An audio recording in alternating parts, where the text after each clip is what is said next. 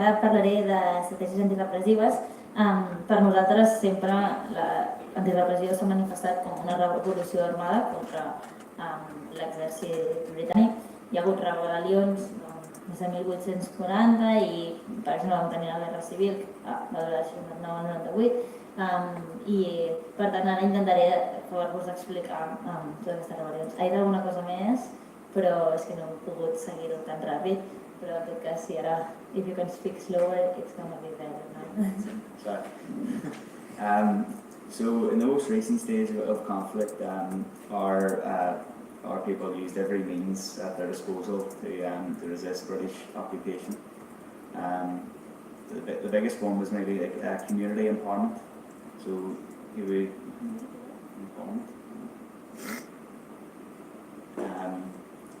we would sort of build up your community, and now historically our communities in Ireland have suffered from not only the hands of British repression but lack of funding or anything like this. But community empowerment in the sense that you would educate your own community in politics and the political issues of the day. And one of the biggest proponents of this was Bobby Sands.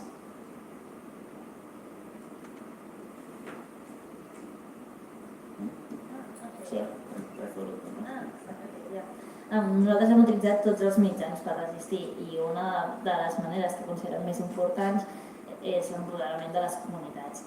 Les comunitats han patit no només per la repressió, sinó també per la manca de finançament, i una de les persones que va apostar fortament per l'empoderament de les comunitats era Bobby Sands.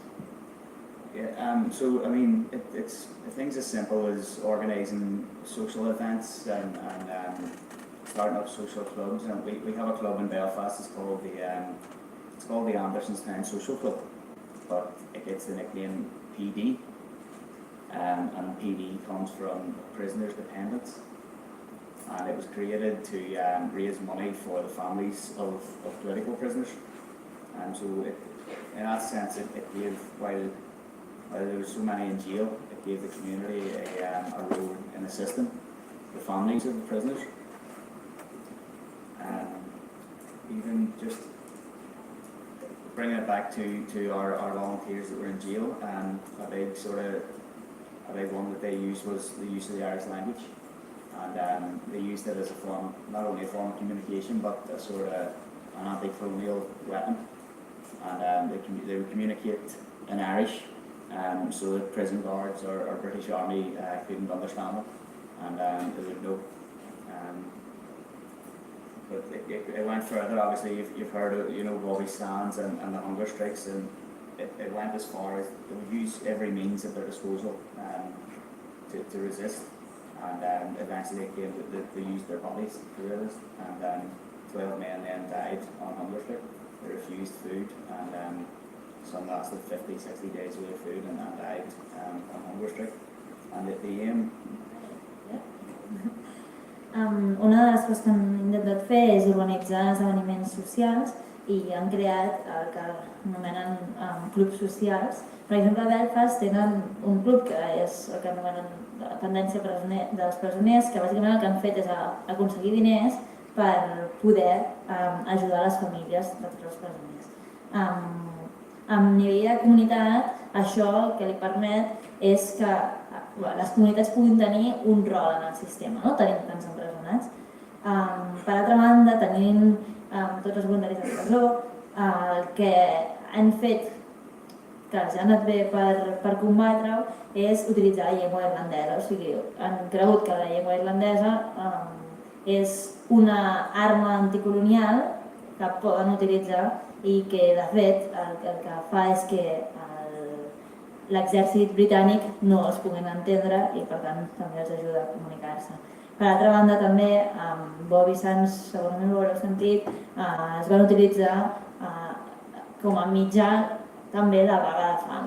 I amb la vaga de fam el que entenien és que també posaven la seva vida sobre la taula, no? I van haver de fer 12 homes que van morir per resistir durant 50 dies, més de 50 dies sense menjar. I think as well, I said previously that historically Ireland's form of anti-repression has been through armed resistance. I think it's important to say that you Catalans deserve immense credit for being able to maintain a sort of peaceful resistance, and it's something that I constantly am in awe of. It's even despite the antagonisms and the intransigence of the Spanish state, it's incredible to see you won't be provoked, and it's much to your credit that you can maintain that peaceful resistance. So, well done. Com he comentat abans, històricament la nostra resistència ha estat armada i aquí el que us vull dir és que considerem que té molt de crèdit, no? que els catalans hagueu dut a terme una resistència pacífica, cosa que demostra l'antagonisme amb la intransigència de l'estat espanyol. Per tant, en aquest sentit, enhorabona de poder mostrar aquest antagonisme. I just bring it forward to maybe today, and I think there's no lessons that I can teach you that you aren't already very good at yourselves. I was going to talk about social media, but you don't, Jerk, you don't need me to lecture you on social media. You're very good at that yourselves. But again, just to touch on it, it is an important tool for us. It not only allows us to reach a lot of young people specifically, or to get our message out, but it's also a tool to resist the bias of the mainstream media in Britain and Ireland.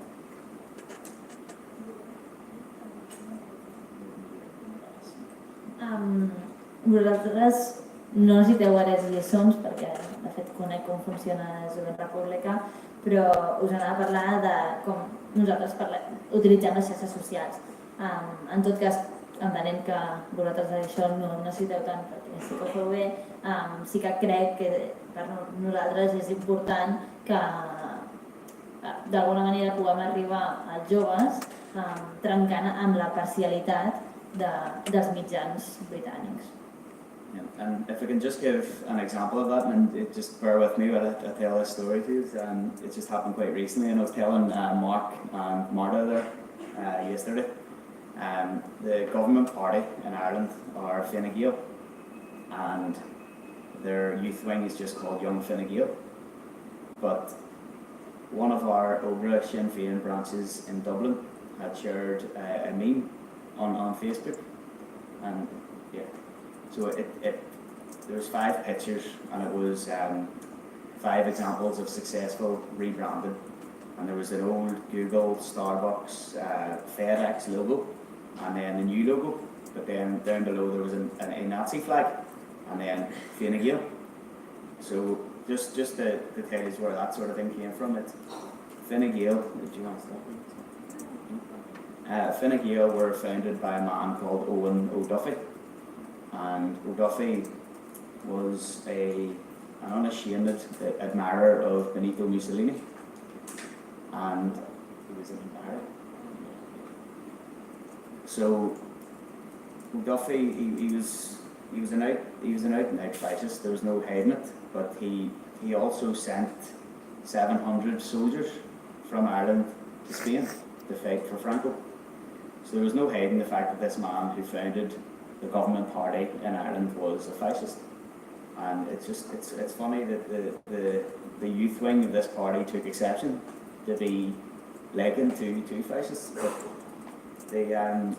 they released a statement condemning the use of this meme, and they were afforded all sorts of media platforms, and it just goes to show how deep the establishment is, and the establishment party and their youth wing at the drop of a hat can have their points of view put across the mainstream media, and I just thought that was quite a relevant example of the power of social media in combating that for us.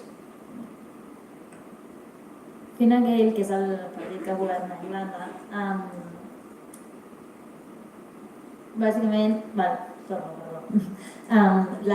Fine Gael és el partit que governa a Irlanda i les joventuts de Fine Gael van penjar l'altre dia una imatge que crec que pot ser interessant perquè parlàvem ara de xarxes socials. Una de les seves seccions locals, és a dir, no nacionals, sinó les seccions locals, va penjar 5 imatges en les quals en una hi havia la bandera nazi. Aquí, doncs, òbviament, se'ls va acusar de feixistes, però és que si mires més enllà, te n'adones que el fundador de Finagate, que era Owen O'Doherty, era un admirador de Mussolini i que, de fet, havia enviat 700 soldats cap a Espanya per la guerra. Això demostra doncs, quin tipus de partits hi ha al govern i que venen a ser l'establishment. I nosaltres això ho podem combatre a partir de les xarxes socials. Yeah, so if I can just finish on just a message on behalf of Ogra Sinn Féin to yourselves, it's keep doing what you're doing. Take comfort in knowing that your people are on your side and you have friends across Europe, you have friends around the world. And what I'd also say is that your prisoners, and I know for a fact that they appreciate everything that you do every day, and I know it'll give them strength. Back home, we refer to as being involved in the struggle, and a struggle is something that's not easy. So it isn't supposed to be easy. So our message is stay strong. Don't let the intransigence of the Spanish state break us, and keep up the fight.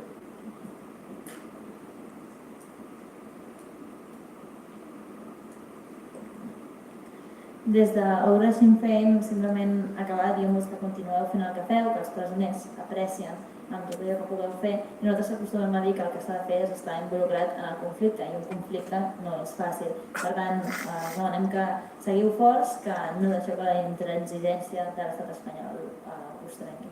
Gràcies.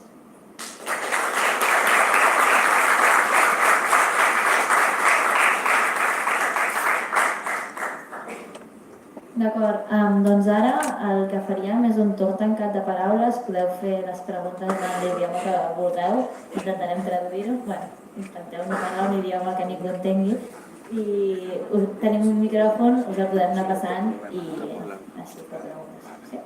Aixequeu la mà si algú vol dir alguna cosa. Bueno, tot bé, no? Començant bé, tot que s'hagi previst, no? Després o... Sí, faré una cosa prevista. M'ha comentat el vigilant. El company de Corsa, si pot explicar més el tema lingüístic, perquè he entès que havia tingut conseqüències del fet que un estudiant digués una paraula en cos, llavors seria a nivell educatiu i lingüístic com està la situació. Feu les altres preguntes, m'ho apunti i ho explico.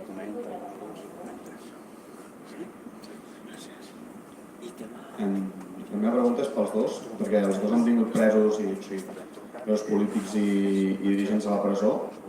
Si creuen que és més, que des de la presó s'ha de manar, és a dir, s'ha d'organitzar tot el moviment, o més aviat s'ha de fer un lideratge o una tutela moral, o com s'ha de fer les diferències i tot plegat.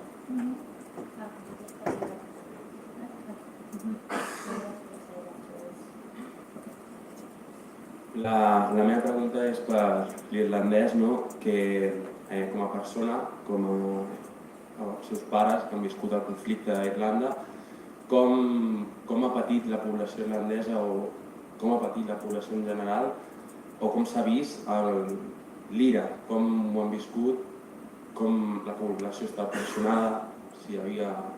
Una opinió personal sobre el llegat que ha deixat l'IRA a Irlanda, el conflicte a Irlanda.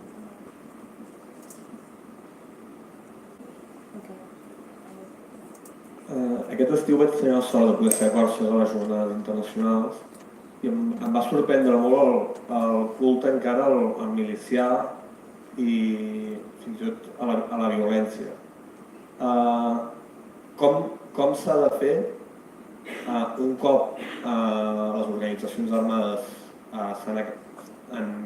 s'han dissolt perquè no es torni aquest estadi previ, perquè jo crec que aquí d'això en podem aprendre, perquè jo sento en determinats ambients una crida a la violència des del moviment independentista, petits però que poden créixer. Com s'ha de fer perquè això no torni o perquè no es generi aquí? Dubte, això li preguntes als dos? Sí, no? D'acord. Que nosaltres aquest estiu vam tenir el plaer d'estar a Belfast i ens va sobtar molt el fet que cada nit les portes entre els dos barris es segueixen tancant. que com ho viuen i si creuen que realment encara és necessari, si encara hi ha conflictes, parli amb ells.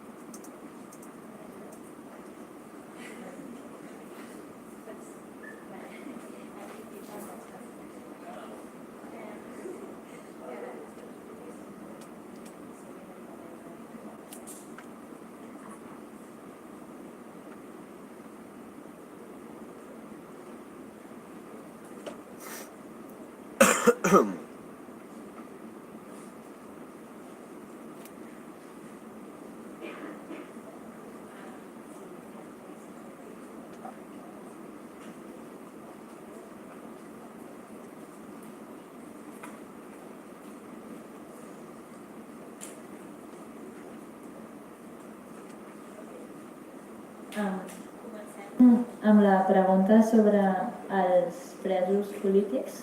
Vale? Comencem per les preguntes que heu fet a tots dos i després anirem a les concretes. Sí? Do you want about political prisoners first? Is that okay? I will tell you that later. Yeah. So about political prisoners leading the movement, yes, they absolutely should be leading the movement. Our prisoners were referred to as the 4th Battalion. So the IRA was divided up into the 1st Battalion, the 2nd Battalion, and the 3rd Battalion around different areas. But it was always referred to the people in jail were the 4th Battalion. So they were important to the movement and the struggle as anyone that was outside. And yes, a lot of our sort of more, some of our heroes and leaders of struggle were in jail and were able to communicate with the outside leadership and stuff, like the smuggled in radios and information in, and it was so easy for them to communicate under the noses of the British authorities. So there was nothing really stopping them from leading the movement. And I just think I was sitting earlier and there was something came up about Oriel and about running for the European Parliament. Yeah, so there you go, he's in jail and he's still kicking, like he's fine. So yes, he should be leading the movement, definitely. Nosaltres considerem que sí que els presos hem de seguir liderant. De fet, quan nosaltres estàvem batallant sempre dèiem que els que estaven a presó eren el 4th batalló. Aleshores creiem que han de ser igual d'importants. Ells, de fet, aconseguien comunicar la seva informació encara que allà des de l'exèrcit britànic i que allà encara que estiguessin controlats sempre seguien i no es va aturar ningú. De fet, creiem, per exemple, que és important que algú com Oriol Junqueras, que està a presó, doncs es presenti a les eleccions europees. And just to add to it as well, I mentioned earlier about your prisoners gaining strength from your activism. That's like a circle.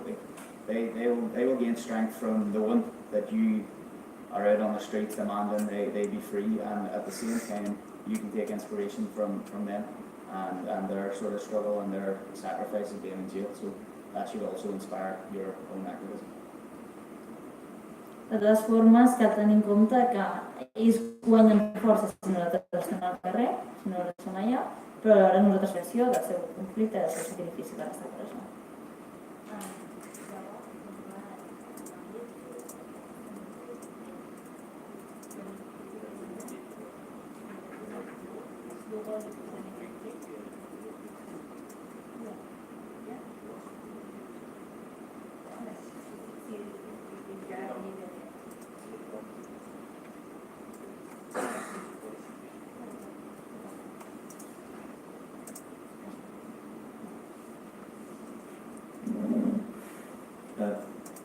Je vais répondre d'autant plus facilement qu'en tant qu'ancien prisonnier politique et ancien recherché, j'ai été confronté à cette question. Donc, j'ai été recherché pendant 6 ans et j'ai fait 4 ans de prison. Il est bien évident que du fond du maquis ou du fond d'une prison, on est toujours plus écouté, parce qu'ayant payé le prix fort de la liberté, quand un prisonnier s'exprime, les militants entendent toujours plus et toujours mieux. C'est tout à fait normal, c'est quelque chose qui est humain. Donc, à chaque fois qu'il y a eu à se déterminer sur des situations politiques, nous avions notre voix. Mais nous étions aussi conscients que du fond du maquis ou du fond de la prison, il peut y avoir des choses qui nous échappaient. Parce que notre réalité n'était pas la réalité du plus grand nombre. Quand vous êtes enfermé à des milliers de kilomètres de chez vous, vous n'êtes plus au milieu de la société et vous n'êtes plus au milieu du peuple.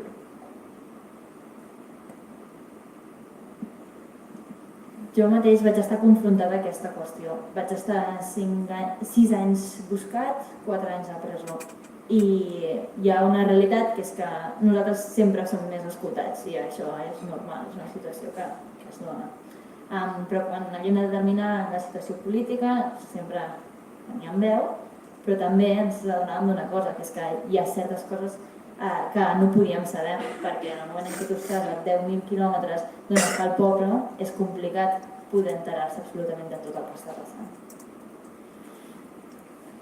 Aussi, nous avons toujours travaillé comme des militants et nous avons toujours considéré qu'un militant qui soit en prison ou pas en prison, il devait avoir le même poids. Et nous avons toujours pris soin de ne pas essayer de nous imposer du fait de notre situation particulière.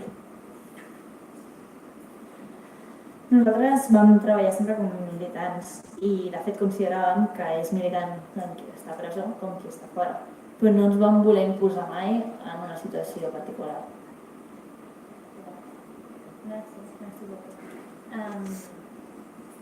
Now we're going to talk about the other question, about the case. Ara respondrà sobre la qüestió de l'organització armada en el moment en què es dissol, què és el que s'ha de fer, si han de mantenir la mateixa lluita o no. I també, de pas, li comentaré, si us sembla bé, que expliqui com han viscut el llegat de l'IRA, d'acord?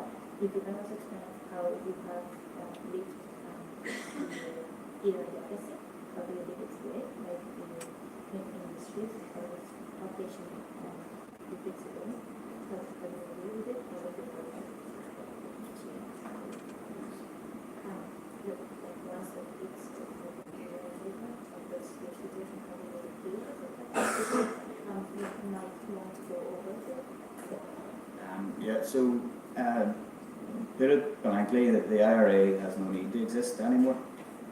And thanks to the sacrifice of the volunteers that came before us, my generation now has the opportunity to engage in the political debate and to make our points in a peaceful sort of arena. And that could never have happened without the IRA campaign or the sacrifice of those volunteers.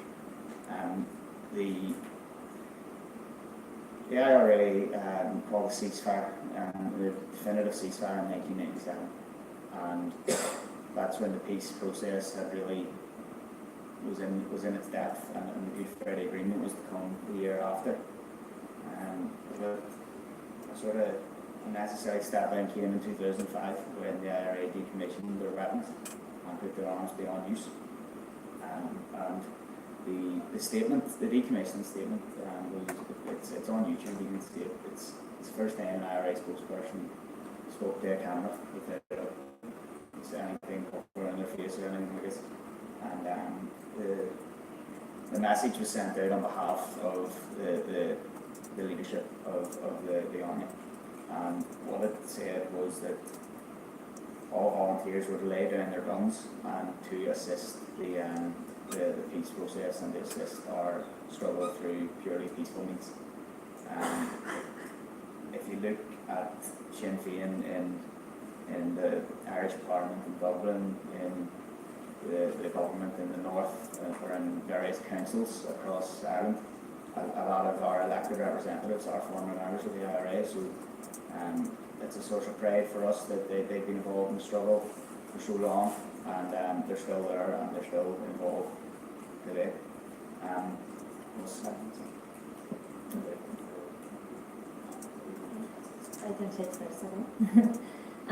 La ira, com sabeu, avui dia ja no existeix, i si no existeix, tot i així hem de donar les gràcies pel sacrifici a tots els seus voluntaris, perquè gràcies a ells la meva generació ara pot tenir un debat polític en un ambient pacífic, i no seria sense els sacrificis dels voluntaris que ho podríem tenir.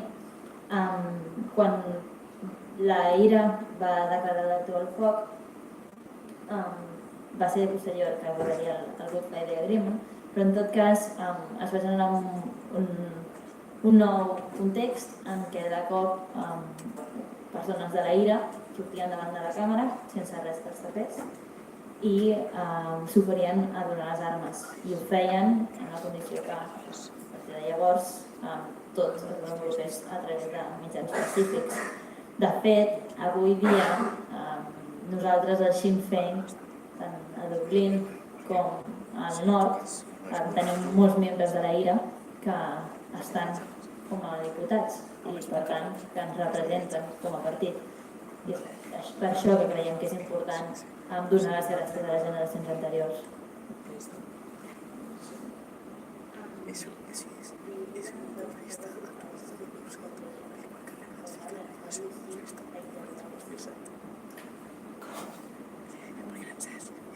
Well, as I said, then it is a source of inspiration for us still, and it's evident when you look at our representation across the island. But the legacy of the armed campaign is something that the conservative sort of forces in Ireland will use to try and discredit our movement or try and undermine any genuine political points. And it's always the sort of bottom of the barrel stuff. If they're lacking any rational argument to combat ours, then they will sort of almost by default they'll point the IRA campaign and say the IRA did this and they did that and all. But it's something that's just used really to distract from the really pressing political issues of the day.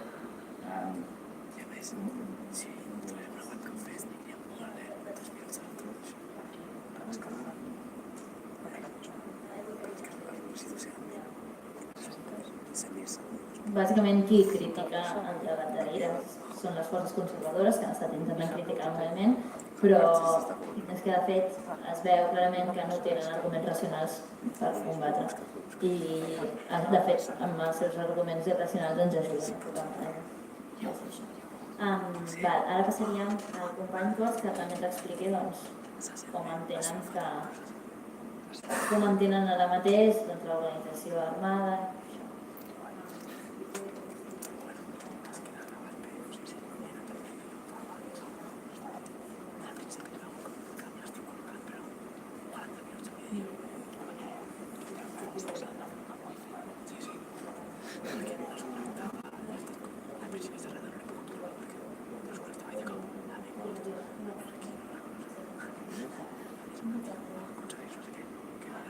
En 2014, le FLNC a décidé de cesser ses actions militaires. C'était une décision unilatérale et qui n'a jamais été remise en cause. El 2014 vam deixar les accions militars i va ser una decisió unilateral que mai s'ha tornat a posar en marxa. Notre génération fait partie de la génération de la jeunesse. La nostra generació és la generació de la lluita. C'est celle qui a combattu la spéculation immobilière, la drogue, la colonisation du peuplement et par-dessus tout l'État français.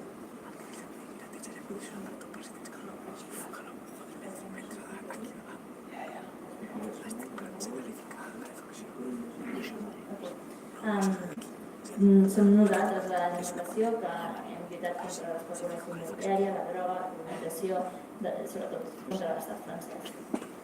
Mais le projet national corse est de créer une nation indépendante, de créer une société où chacun y trouverait sa place. El projecte nacional cors és de crear una nació independent on tothom tingui lloc. Pour ce faire, nous devions devenir majoritaires sur notre terre. Per això nosaltres necessitem ser majoritaris de la nostra terra, ser majoria de la nostra terra. Depuis plusieurs années, les nationalistes corses gagnent tous les scrutins. Des de fa molts anys, els nacionalistes corsos guanyen les eleccions. Donc aujourd'hui, ce que nous disons à notre jeunesse, c'est qu'il faut passer d'une société de combat à une société de construction. Aleshores, el que nosaltres li diem als nostres joves és que cal passar d'una societat de combat a una societat de construcció. Donc le pacte passé avec notre jeunesse, c'est travailler, construisez votre pays, construisez un pays corse où chacun trouvera sa voie. El que nosaltres els diem és que han de treballar, que han de construir un país cors on tothom tingui veu. Et l'État français l'a bien compris. C'est pour ça qu'aujourd'hui, il ne nous persécute plus pour des actions militaires faites ou pas faites, mais il nous persécute tous les jours en refusant toutes les décisions qui sont prises au niveau de l'Assemblée de Corse. És per això que tot això l'estat francès ho ha entès i ho ha vist. I per això no només ens persegueix ara mateix per qüestions militars, que s'han fet o no s'han fet, sinó que també ens persegueix per tot allò que es decideix a l'Assemblea Corsa. En contestant tous nos choix sociaux, politiques et économiques, il mise sur l'échec du mouvement national corse. Il mise sur l'échec de notre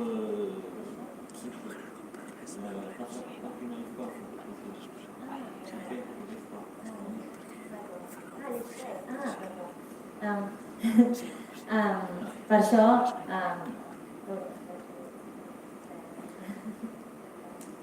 donc, en refusant et en contestant toutes nos décisions en matière politique, économique et sociale, il mise sur l'échec de notre projet. El que nosaltres, amb les posicions polítiques i econòmiques, no hem fet, o sigui, no ens costa fer, és que ens estan tocant les nostres matèries polítiques i socials i això fa que es posin dintre de... que ens posin en conflicte més bàsic. Ainsi, créer un conflit permanent, comme je vous l'expliquais tout à l'heure, et des conflits permanents peuvent naître des situations de violence. Això crea un conflicte permanent i d'un conflicte permanent es pot crear una situació de violència. Mais nous savons que notre jeunesse et notre peuple en général est un peuple très politique qui a compris la manœuvre de l'État français. Et donc pour nous, il n'y a pas de possibilité pour retrouver une action politico-militaire. Els nostres joves, de fet tot el poble, estan molt polititzats i han entès com podem combatre l'estat francès i per tant ara no hi ha possibilitat de tornar a una situació política-militar.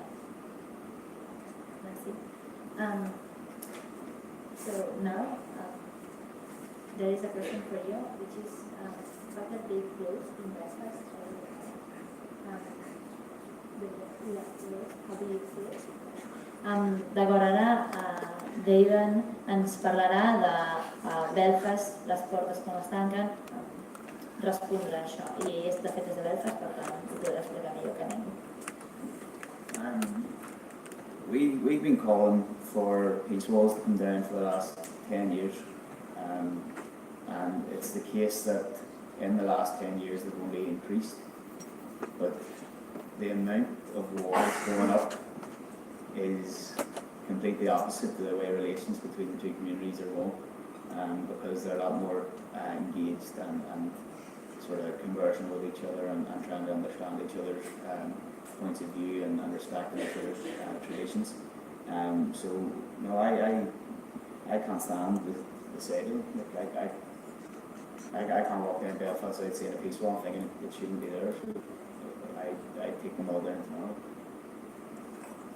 Nosaltres hem volgut acabar amb aquests murs i, de fet, durant els últims 10 anys només han fet que augmentar.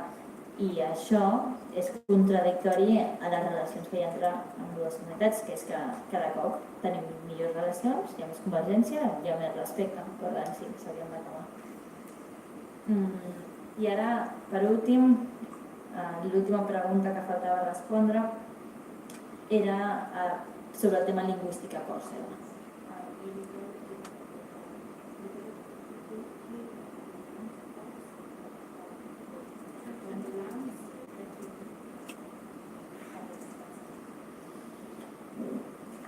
La situation de la langue corse est particulière.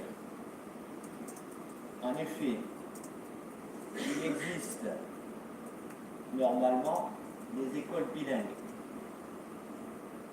dans le système éducatif français. Ces écoles bilingues,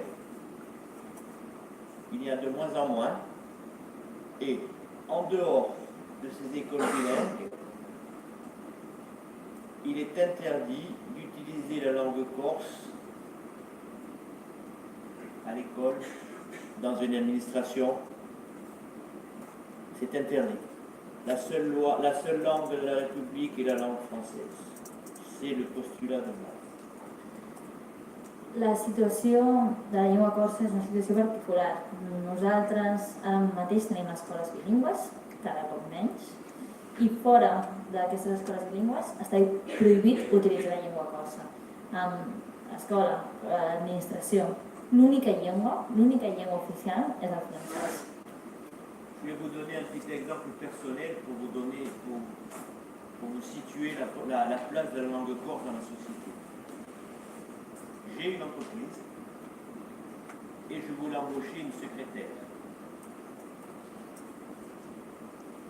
Beaucoup de mes clients sont des vieilles personnes qui parlent mieux le corse que le français. Donc je me suis présenté à l'agence pour je me suis présenté un peu à l'emploi, en expliquant le type de secrétaire que je voulais, et j'ai dit, si elle parlait corse, ça serait bien. Ma demande a été refusée, car on n'a pas le droit de demander à un employé qu'il puisse parler corse. Ça serait de la discrimination. Us vaig explicar una petita experiència personal. Jo tinc una empresa i buscava un secretari. I la majoria dels meus clients són clients vells que parlen millor el corse que el francès. Vaig anar a l'agència d'ocupació a demanar un secretari i vaig demanar que si podia ser que el secretari parlés corse. I la seva demanda va ser rebutjada perquè li van dir que no tenia dret a demanar que algú parlés corse. Voilà la situation de la langue corse au niveau officiel. Donc, on nous explique qu'il existe des écoles bilingues, que l'État français fait des efforts pour que le corse continue à vivre. Mais en réalité, comme dans tous les autres domaines, il y a le discours et la réalité. Dès qu'on essaye de faire les choses, l'État français nous appuie dessus pour nous interdire de les faire. Aquesta és la situació de la llengua corsa a nivell oficial.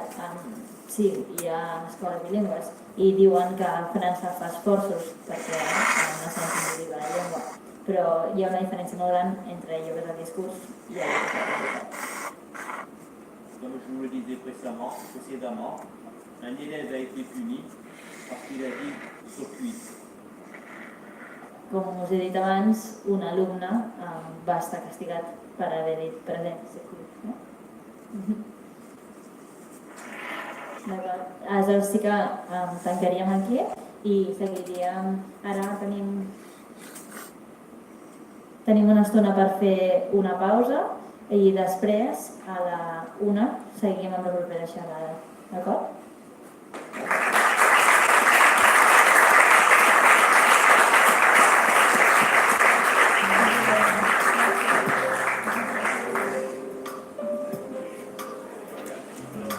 Si us voleu apropar a ells ara, doncs és un moment de propietat.